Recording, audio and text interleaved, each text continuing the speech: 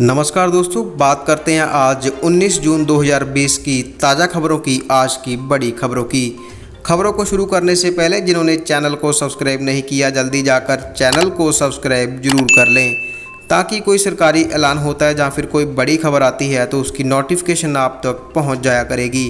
दोस्तों, इस चैनल पर केवल ज़रूरी खबरें ही पेश की जाती हैं, तो आपको बेनती है कि वीडियो को पूरा देखें ताकि कोई भी जानकारी मिस ना हो सके।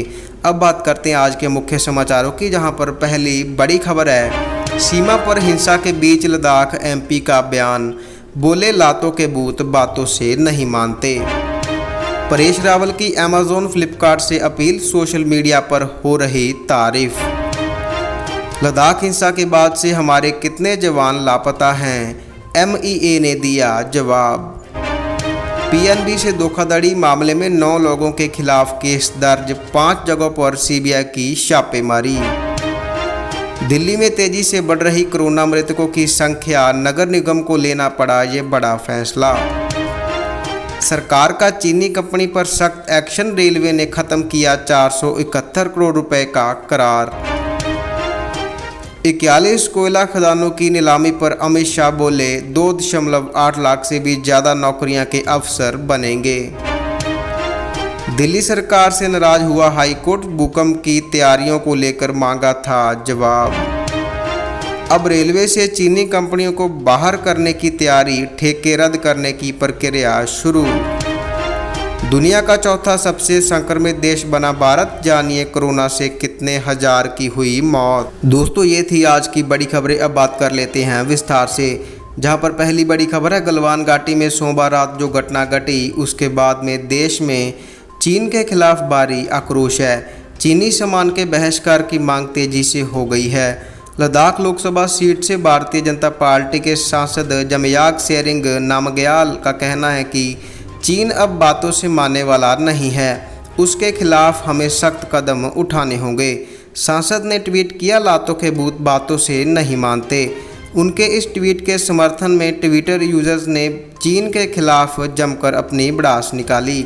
लोगों का कहना है कि चीन को सबक सिखाने के लिए देश में उसके सामान पर प्रतिबद्ध लगना जरूरी है। अगली बड़ी खबर है परेश रावल की अमेजॉन फ्लिपकार्ट से अपील, सोशल मीडिया पर हो रही तारीफ। जी हां दोस्तों, बॉलीवुड अभिनेता परेश रावल ने चीनी सामान के विरोध में आवाज़ उठाई है। चीन संग सीमा पर विवाद के बीच परेश रावल ने फ्लिपकार्ट और अमेजॉन समेत अन्य ई कॉमर्स वेबसाइट से चीनी और भारतीय सामानों पर लेबल चस्पा करने की बात कही है। परेश रावल ने एक ट्वीट में लिखा, हेलो अमेजॉन, फ्लिपकार्ट, स्नैपडील और ऑनलाइन सर्विस प्रोवाइड करने वाले वेबसाइटों, अगर आप चीनी सामान को बेच रहे हो तो कृपया उन पर एक डिस्क्लेमर जोड़िए। आपका ग्राहक होने के नाते मैं जानना चाहूँगा कि कहाँ का प्रोडक्ट खरीद रहा हूँ। अगली बड़ी खबर, लद्दाख हिंसा के बाद से हमारे कितने जवान लापता हैं, एमईए ने दिया जवाब। जी हाँ दोस्तों, भारतीय चीन के बीच सीमा पर तनातनी कम होने का नाम नहीं ले रही है। इस बीच विदेश मंत्री ने गुरुवार को कहा कि भारत और चीन अपने दूतावासों के जरिए एक दूसरे के संपर्क में हैं और बातचीत के माध्यम से सभी मतभेदों को हल करने पर काम कर रहे हैं। इतना ही नहीं, मंत्रालय ने साफ किया कि लद्दाख में हिंसा के बाद से कोई भी भारतीय जवान लापता नहीं है। विदेश मंत्रालय ने एक बयान में कहा, हम भारत की अखंडता और संप्रभुता की रक्षा के लिए प्रतिबद्ध हैं। दोनों पक्षों के सैन्य अधिकारी संपर्क में हैं और हम बातचीत के माध्यम से टकराव को खत्म करने की कोशिश कर रहे हैं। अगली बड़ी खबर है पीएनबी से धोखाधड़ी मामले में 9 लोगों के खिलाफ केस दर्ज, 5 जगह पर सीबीआई की छापेमारी। जी हां दोस्तों, सीबीआई ने पीएनबी के अधिकारियों और ग्लोबल ट्रेडिंग सॉल्यूशन के मालिक अविनाश मोहती समेत 9 लोगों के खिलाफ धोखाधड़ी और भ्रष्टाचार का मामला दर्ज कर विशाखापट्टनम, कोलकाता, भुवनेश्वर, कटक और जम्मू से छापेमारी की है। सीबीआई ने ग्लोबल ट्रेडिंग सॉल्यूशन के पूर्व डायरेक्टर कौशिक मोहती के 2 बैंकों से लॉकर में छिपा कर रखे गए पैसे बरामद किए हैं। 16 जून को छापेमारी में कॉर्पोरेशन बैंक भुवनेश्वर के लॉकर से 37.90 लाख, 18 जून को पीएनबी भुवनेश्वर के लॉकर से 28.18 लाख रुपए बरामद किए हैं। अगली बड़ी खबर है दिल्ली में तेजी से बढ़ रही कोरोना मृतकों की संख्या, नगर निगम को लेना पड़ा ये बड़ा फैसला। जी हां दोस्तों, दिल्ली में कोरोना संक्रमितों की संख्या के साथ मौत का आंकड़ा भी तेजी से बढ़ रहा है। दिल्ली के कोविड-19 से बढ़ते मौत के आंकड़ों को देखते हुए उत्तरी दिल्ली नगर निगम के निगम बोध घाट में अंतिम संस्कार के प्लेटफॉर्म की संख्या बढ़ा दी गई है। जानकारी के मुताबिक निगम बोध घाट से पहले से 104 प्लेटफॉर्म हैं, जिनमें से 44 कोरोना मरीजों के शव के लिए दिए गए हैं। इसके अलावा 6 CNG प्लेटफॉर्म हैं, जिनमें से 3 का इस्तेमाल किया जाता है। इनमें भी सिर्फ कोरोना मरीजों के शव का ही अंतिम संस्कार किया जाता है। अगली बड़ी खबर है, सरकार का चीनी कंपनी पर सख्त एक्शन, रेलवे ने खत्म किया 471 करोड़ रुपए का करार। जी हां दोस्तों, चीन के खिलाफ अब सरकार ने सख्त कदम उठाने शुरू कर दिए हैं। इसकी शुरुआत भी भारतीय रेलवे ने की है, जिसकी एक सहयोगी कंपनी ने चीनी कंपनी से अपना 471 करोड़ रुपए का करार खत्म कर लिया है। गलवान घाटी में 20 सैनिकों के शहीद होने से पूरे देश में चीन के खिलाफ काफ़ी गुस्सा है और बाइकाट चीन का नारा हर जगह बुलंद हो रहा है। अगली बड़ी खबर है, 41 कोयला खदानों की नीलामी पर अमित शाह बोले 2.8 लाख से भी ज़्यादा नौकरियों के अवसर बनेंगे। जी हां दोस्तों, केंद्रीय गृह मंत्री अमित शाह ने प्रधानमंत्री नरेंद्र मोदी के प्राइवेट क्षेत्र में 41 कोयला ब्लॉक की नीलामी प्रक्रिया के फैसले की तारीफ की है। उन्होंने कहा कि प्रधानमंत्री मोदी के आत्मनिर्भर भारत अभियान के तहत लिए गए फैसले से देश में 2.8 लाख से भी ज़्यादा नौकरियों के अवसर बनेंगे। 41 कोयला खदानों की नीलामी प्रक्रिया को हरी झंडी दिखाने के लिए पीएम मोदी को बधाई देते हुए शाह ने कहा कि ये 33,000 करोड़ रुपए के पूंजी निवेश को आकर्षित करेगा और राज्य सरकारों को 20,000 करोड़ का सालाना राजस्व भी दिलाएगा।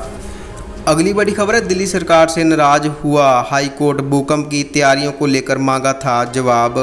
जी हां दोस्तों, दिल्ली हाई कोर्ट ने दिल्ली सरकार और दिल्ली की सभी सिविक एजेंसी से नाराजगी जाहिर की है। दरअसल एक याचिका की सुनवाई के दौरान दिल्ली हाई कोर्ट ने दिल्ली सरकार और दिल्ली की सभी सिविक एजेंसियों से भूकंप को लेकर तैयारियों के बारे में जवाब मांगा था। जवाब से असंतुष्ट होने के बाद दिल्ली हाई कोर्ट ने अपनी नाराजगी जाहिर की है। दिल्ली हाई कोर्ट ने दिल्ली सरकार और सिविक एजेंसी से कहा कि तुरंत एक्शन प्लान पर काम करें, अपने अपने एरिया में भूकंप के मद्देनज़र इमारतों पर काम करें और ज़रूरी कदम उठाएं। हाई कोर्ट ने कहा कि भूकंप किसी का इंतजार नहीं करता और वो किसी भी समय आ जाता है। अगली बड़ी खबर है, अब रेलवे से चीनी कंपनियों को बाहर करने की तैयारी, ठेके रद्द करने की प्रक्रिया शुरू। जी हां दोस्तों, गलवान घाटी में भारत और चीनी सैनिकों के टकराव के बाद अब देश के भीतर चीनी कंपनियों के खिलाफ अभियान भी तेज हो गया है। चीनी कंपनियों को देश के बाहर का रास्ता दिखाने की प्रक्रिया शुरू हो गई है। रेल मंत्रालय के तहत आने वाले डेडिकेटेड फ्रेट कॉरिडोर में सिग्नलिंग का जो काम चीनी कंपनियों को दिया था, उसका ठेका रद्द करने की प्रक्रिया शुरू कर दी गई है। हालांकि DFC ने कहा कि खराब प्रदर्शन के चलते कंपनी का ठेका रद्द किया जा रहा है। अगली बड़ी खबर है, दुनिया का चौथा सबसे संक्रमित देश बना भारत, इसलिए जानिए कोरोना से कितने हजार की हुई मौत। जी हां दोस्तों, कोरोना वायरस महामारी की वजह से देश में संक्रमित होने वाले और मरने वालों की संख्या में लगातार इजाफा ही देखा जा रहा है। देश में कोरोना वायरस के मामलों में जरा भी कमी नज़र नहीं आ रही है। अंतर्राष्ट्रीय स्तर पर भारत अब कोरोना वायरस से संक्रमित देशों की रैंकिंग में चौथे पायदान पर पहुंच चुका है। सिर्फ 24 घंटों में इस जानलेवा वायरस की वजह से 338 लोगों की मौत हुई है। दोस्तों, ये थी आज की बड़ी खबरें। हम रोजाना हाजिर होते हैं ऐसी ही बड़ी खबरों के साथ। कृपया जिन्होंने चैनल को सब्सक्राइब नहीं किया है, जल्दी जाकर चैनल को सब्सक्राइब जरूर कर लें, ताकि कोई सरकारी ऐलान होता है या फिर कोई बड़ी खबर आती है तो उसकी नोटिफिकेशन आप तक पहुंच जाया करेगी। इसके साथ ही खबरों का ये बुलेटिन अब खत्म होता है। धन्यवाद।